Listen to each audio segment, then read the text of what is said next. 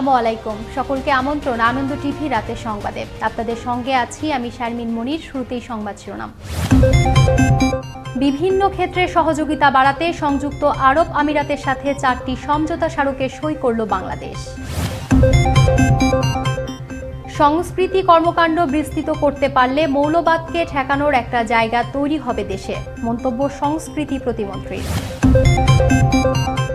এবং ইউক্রেন যুদ্ধের প্রভাব পড়লেও দেশে তৈরি হবে না খাদ্য সংকট, জানালেন কৃষিমন্ত্রী। রয়েছে সব ধরনের খাদ্য সামগ্রী মজুদ।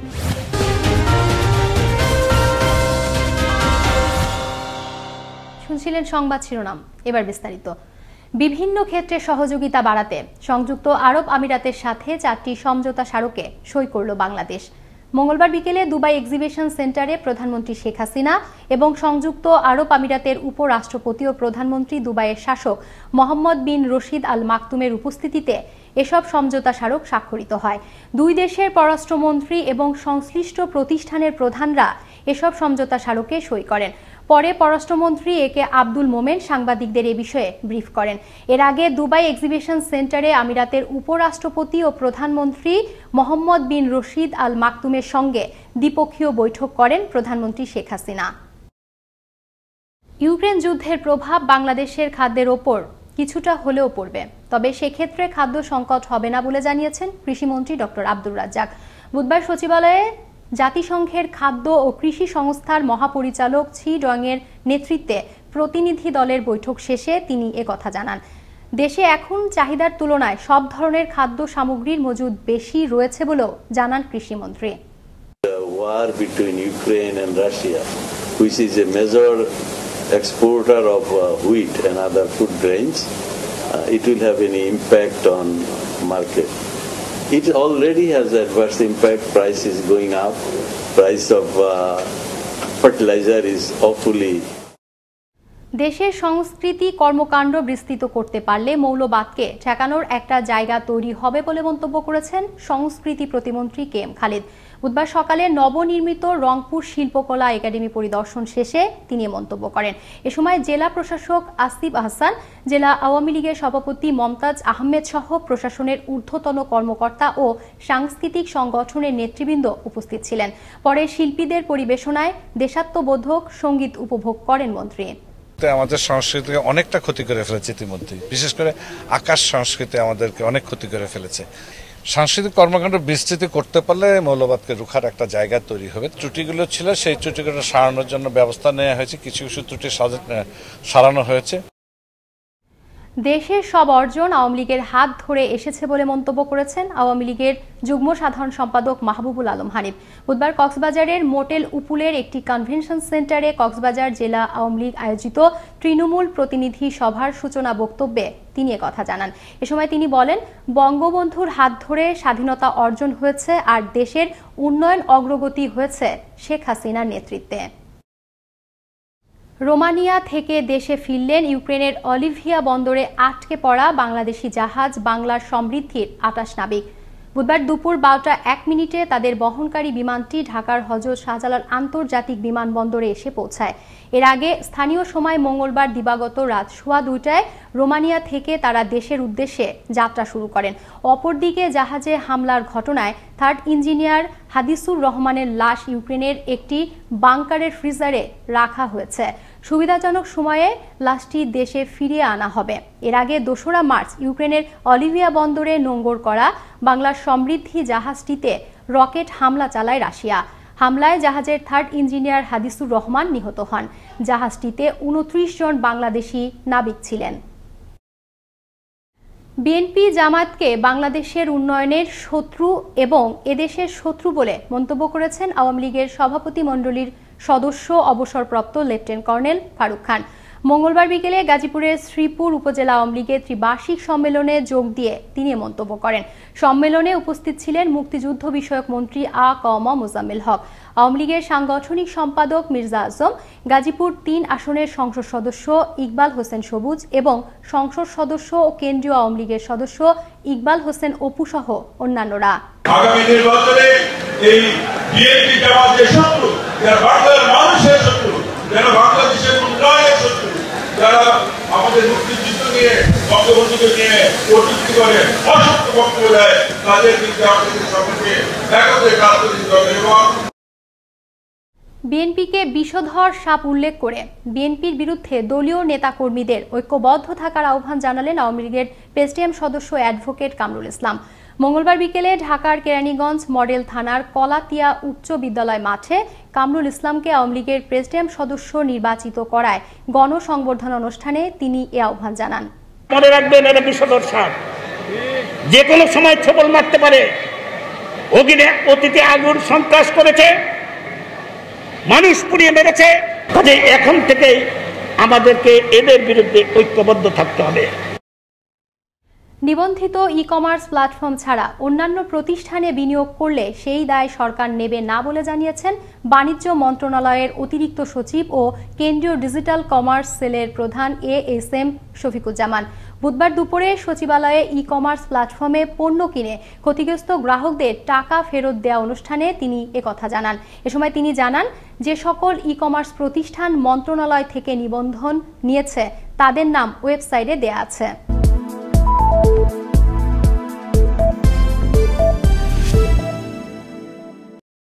দুই দিনের মধ্যে কিয়েভ দখলের পরিকল্পনা করেছিলেন রাশিয়ার প্রেসিডেন্ট ভ্লাদিমির পুতিন, এমন দাবি মার্কিন গোয়েন্দা সংস্থা সিআইএ এর। মঙ্গলবার সিআইএ প্রধান উইলিয়াম বার্নস জানান, লক্ষ্য অর্জনে পিছিয়ে পড়ে পুতিন এখন দ্বিগুণ শক্তি বাড়াবেন এবং ইউক্রেনের সামরিক বাহিনীকে পদুর্দুস্ত করতে সবকিছুই করবেন। এদিকে রাশিয়ার রাষ্ট্রীয় মাধ্যম জানিয়েছে, বেসামরিক নাগরিকদের নিরাপদ স্থানে সরে যেতে সুযোগ দেওয়ার জন্য রাশিয়া মানবিক করিডোর ঘোষণা করেছে। এবার খেলার সংবাদ।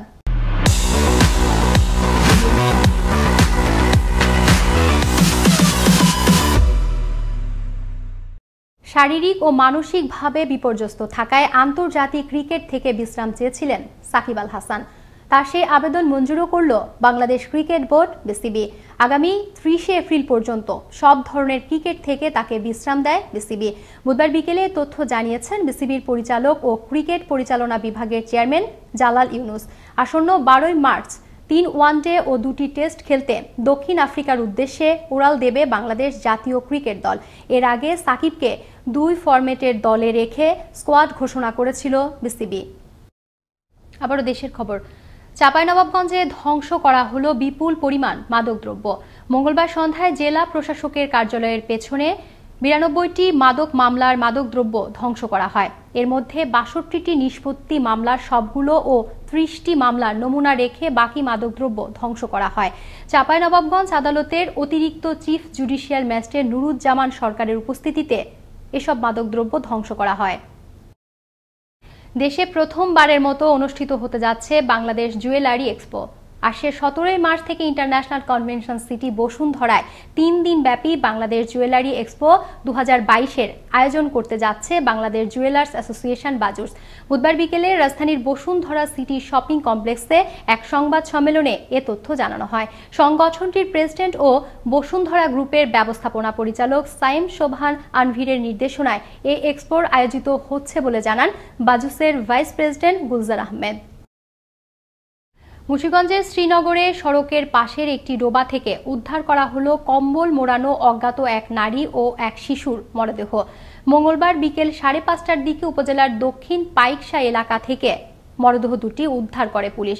প্রথমে স্থানীয়রা দেখতে পেয়ে পুলিশকে খবর দিলে পুলিশ এসে লাশ উদ্ধার করে ময়নাতদন্তের জন্য মর্গে পাঠায়। এদিকে নিহত এই নারী ও শিশু সম্পর্কে মা মেয়ে হতে পারেন বলে প্রাথমিকভাবে ধারণা করছে পুলিশ। 10 মার্চ বিশ্ব কিডনি দিবস। দিবসটি উপলক্ষে সবার জন্য সুস্থ কিডনি এ বিষয়কে মূল প্রতিপাদ্য নির্ধারণ করে 10 মার্চ থেকে 9 এপ্রিল পর্যন্ত মাসব্যাপী ফ্রি মেডিকেল ক্যাম্প সহ অন্যান্য কর্মসূচি গ্রহণ করেছে রাজধানীর ইনসাফ বারাকা হাসপাতাল। বুধবার সকালে রাজধানীর মগবাজারে হাসপাতালটির কনফারেন্স রুমে সাংবাদিকদের সাথে মতবিনিময়কালে এ তথ্য জানানো হয়। ইনসাফ বারাকা হাসপাতালের ব্যবস্থাপনা পরিচালক অধ্যাপক ডাক্তার এম ফখরুল ইসলামের সভাপতিত্বে মতবিনিময় সভায় প্রধান অতিথি হিসেবে উপস্থিত ছিলেন National Institute of Kidney Diseases and ইউরোলজির সাবেক পরিচালক অধ্যাপক ডাক্তার ফিরোজ খান সহ দেশের খ্যাতনামা কিডনি বিশেষজ্ঞরা। চলছে রাশিয়া ইউক্রেনের তুমুল যুদ্ধ। তবে এতে কোনো প্রভাবই পড়েনি পাবনার রূপপুর পারমাণবিক প্রকল্পে কর্মরত রাশিয়ান ও ইউক্রেনীয়দের মধ্যে। একসাথে বন্ধুত্বপূর্ণ আচরণে কাজ করছেন তারা। তবে কর্মক্ষেত্রে প্রভাব না পড়লেও পরিবারের জন্য রয়েছেন দুশ্চিন্তায়। তারা বিশ্বাস করেন যুদ্ধ কখনোই ভালো কিছু এনে দিতে পারে না, তাই প্রত্যাশা করেন শান্তি শৃঙ্খলার। সহকর্মী বাইজিদ বোস্তামির প্রতিবেদন। রাশিয়ার সরকারি পরমাণু সংস্থা রোসাটমের সহযোগিতায় পাবনার ঈশ্বরদীর রূপপুরে চলছে পারমাণবিক বিদ্যুৎ প্রকল্পের নির্মাণ কাজ। এই প্রকল্পে প্রায় ৫,৫০০-এর বেশি বিদেশি নাগরিক কাজ করছেন। এর মধ্যে রাশিয়ান ও ইউক্রেনিয়ান নাগরিকও রয়েছেন। চলমান রাশিয়া ইউক্রেন যুদ্ধে কর্মক্ষেত্রে উভয় দেশের নাগরিকের মধ্যে কোনো প্রভাব পড়েনি। এসব দেশের নাগরিকরা বাংলাদেশে ভালো আছেন। তাদের পরিবার পরিজনও রাশিয়া ও ইউক্রেনে এখন পর্যন্ত ভালো রয়েছেন। তবে পরিবারের কাছে না থাকায় কিছুটা দুশ্চিন্তায় রয়েছেন রাশিয়া ও ইউক্রেনীয়রা। তারা মনে করেন যুদ্ধ কখনোই ভালো কিছু এনে দিতে পারে না, বরং যুদ্ধ সবার জন্যই ক্ষতিকর। প্রত্যাশা করেন শান্তি শৃঙ্খলার। তারা আশা করছেন স্বল্প সময়ের মধ্যে আবারও শান্তি ফিরে আসবে। Очень страшное событие, которое все народы... В связи с последними событиями на Украине моя семья чувствует себя хорошо. Страна Бангладеш хоть и небольшая, но очень хорошая. Люди здесь очень добрые, доброжелательные. এদিকে রূপপুর পরমাণু প্রকল্পে কর্মরত রাশিয়ান ও ইউক্রেন নাগরিকরা কর্মক্ষেত্রে স্বাভাবিক থাকলেও গেল কয়েকদিন তাদের মধ্যে একটা দুশ্চিন্তার ছাপ লক্ষ্য করা গেছে বলে জানিয়েছেন স্থানীয় ব্যবসা প্রতিষ্ঠানের মালিক কর্মচারীরা। এ কারণে কমে গেছে তাদের বেচাকেনা। রাশিয়া যুদ্ধের কারণে এখানে অনেক দুশ্চিন্তায় আছেন তাদের পরিবার নিয়ে। গেল কয়েকদিন ধরে তাদের মধ্যে একটু মানসিক বিপর্যস্ত চলছে। আমাদের এখানে বেচাকেনার অবস্থা আসলে রাশিয়ানদের যুদ্ধের কারণে আপনার ওরা আপাতত টেনশনে আছে, এই কারণে বেচাকেনার সেল কম। এখানে রাশিয়া এবং ইউক্রেনের নাগরিক সবাই এখানে মিলেমিশে শপিং করছে, ঘুরে বেড়াচ্ছে। যুদ্ধ চলার কারণে রাশিয়ানরা এখন খুব কম বের হয়, তাই আমাদের অবস্থা আগের থেকে একটু করুণা। বাইজিদ বোস্তামি, আনন্দ টিভি, ঈশ্বরদী, পাবনা। বুধবার বিকেলে লাকসাম পৌরসভার ৭ নম্বর ওয়ার্ডের গাজীমুড়া কামিল মাদ্রাসার পাশে একটি ঝুট কারখানায় অগ্নিকাণ্ডের ঘটনা ঘটে। এতে ক্ষতিগ্রস্ত হয় আশেপাশের কয়েকটি দোকান। খবর পেয়ে ঘটনাস্থলে এসে আগুন নিয়ন্ত্রণে আনে লাকসাম ফায়ার সার্ভিসের 2টি ইউনিট। কুষ্টিয়ার দৌলতপুরে জমি জমা সংক্রান্ত বিরোধের জেরে জাহাঙ্গীর আলম টুটুল নামের এক ব্যক্তিকে হত্যার ঘটনার সুষ্ঠু বিচার চেয়ে মানববন্ধন করল এলাকাবাসী ও নিহতের স্বজনরা। মঙ্গলবার বিকেলে দৌলতপুরের প্রাকপুর বাজারে এ মানববন্ধন অনুষ্ঠিত হয়। এ সময় টুটুল হত্যার মূল পরিকল্পনাকারী হিসেবে আদাবাড়িয়া ইউনিয়নের চেয়ারম্যান আব্দুল বাকিকে অভিযুক্ত করে তার শাস্তির দাবি জানান নিহতের স্বজনরা। গেল রবিবার লক্ষ্মীপুরের রায়পুরে এক কিশোরীকে গৃহ পরিচারিকা হিসেবে চাকরি দেওয়ার প্রলোভন দেখিয়ে মুদি দোকানদার দুলাল মিয়ার কাছে ৮০,০০০ টাকা বিক্রি করে দেয় স্থানীয় বখাটে জাহাঙ্গীর। পরে মঙ্গলবার রাতে ওই কিশোরীকে দুলাল ও তার স্ত্রী ফাতেমা বেগমের সহায়তায় রাতভর পালাক্রমে ধর্ষণ করে ৪ থেকে ৫ জন যুবক। খবর পেয়ে ঘটনাস্থলে পৌঁছে ভিকটিমকে উদ্ধার করে হাসপাতালে পাঠায় পুলিশ। আটক করা হয় দুলাল ও তার স্ত্রীকে।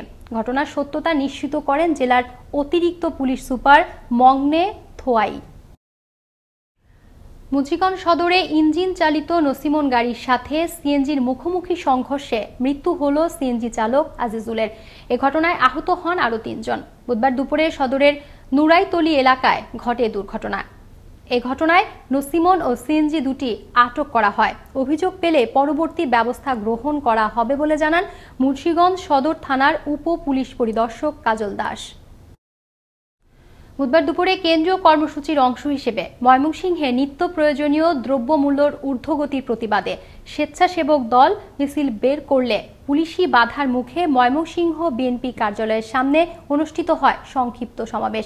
এতে বক্তব্য রাখেন ময়মনসিংহ দক্ষিণ জেলা স্বেচ্ছাসেবক দলের সভাপতি শহীদুল আমিন খসরু ও যুগ্ম সম্পাদক সুলতান আহমদ সহ অন্যান্য নেতৃবৃন্দ। সিলেটে জ্বালানি তেলের সংকট সমাধান এবং পাম্পে গ্যাসের সরবরাহ বাড়ানো সহ 6 দফা দাবিতে ট্যাঙ্ক লরি নিয়ে মিছিল করল সিলেট বিভাগীয় পেট্রোল পাম্প, সিএনজি, এলপিজি ও ট্যাঙ্ক লরি মালিক শ্রমিক ঐক্য পরিষদ। বুধবার সিলেটের দক্ষিণ সুরমার হুমায়ুন রশিদ চত্বর থেকে প্রায় 200 ট্যাঙ্ক লরি নিয়ে আন্দোলনে নামেন সংগঠনটির মালিক ও শ্রমিকরা। এর আগে সোমবার রাতে এ কর্মসূচির ঘোষণা দেন সংগঠনটির আহ্বায়ক সিরাজুল হোসেন আহমদ। শেষ করব আনন্দ টিভি রাতের সংবাদ, তবে শেষ করার আগে শিরোনামগুলো জানিয়ে দিচ্ছি আরও একবার। বিভিন্ন ক্ষেত্রে সহযোগিতা বাড়াতে সংযুক্ত আরব আমিরাতের সাথে 4টি সমঝোতা স্মারকে সই করল বাংলাদেশ। সংস্কৃতি কর্মকাণ্ড বিস্তৃত করতে পারলে মৌলবাদকে ঠেকানোর একটা জায়গা তৈরি হবে দেশে, মন্তব্য সংস্কৃতি প্রতিমন্ত্রী। এবং ইউক্রেন যুদ্ধের প্রভাব পড়লেও দেশে তৈরি হবে না খাদ্য সংকট, জানালেন কৃষিমন্ত্রী। রয়েছে সব ধরনের খাদ্য সামগ্রী মজুদ।